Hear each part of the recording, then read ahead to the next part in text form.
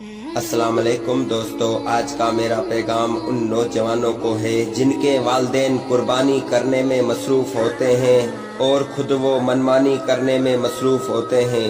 خواہش نفس کو خوش کرنے کے لیے چھوٹے موٹے بہانے تلاش کرتے ہیں، بازاروں میں فضول گھومنے کے لیے، لڑکیوں کو دیکھنے کے لیے، مجمع کو دیکھنے کے لیے۔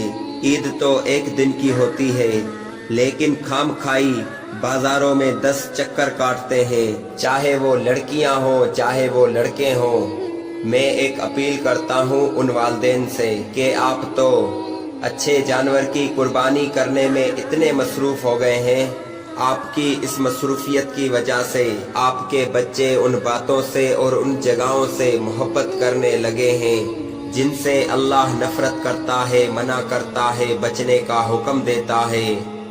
حدیث قدسی میں آتا ہے، اللہ کے رسول نے فرمایا، اللہ مسجدوں سے محبت کرتا ہے اور بازاروں سے سخت نفرت۔ نوجوانوں، آپ کے والدین حلال کمائی کو اللہ کی راہ میں خرچ کرتے ہیں اور تم بازاروں میں فضول خرچ کرتے ہو۔ پھر جب عید آئے گی اور بھی مختلف جگہوں پر تم گھومنے جاؤ گے۔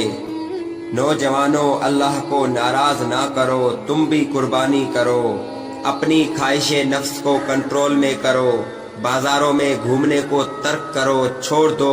اور نوجوانوں، جو بھی وقت ہے تمہارے پاس اللہ کی عبادت کے لیے قربان کر دو۔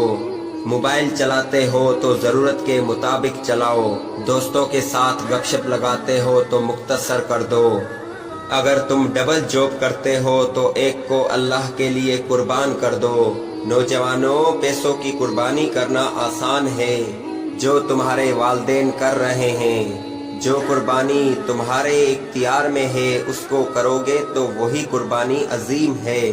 جوانی اور جوانی کا وقت اللہ کی راہ میں وقف کر دو، ایسا کرنے سے تمہارے والدین بھی کامیاب ہو جائیں گے اور نوجوانوں تم بھی کامیاب ہو جاؤ گے۔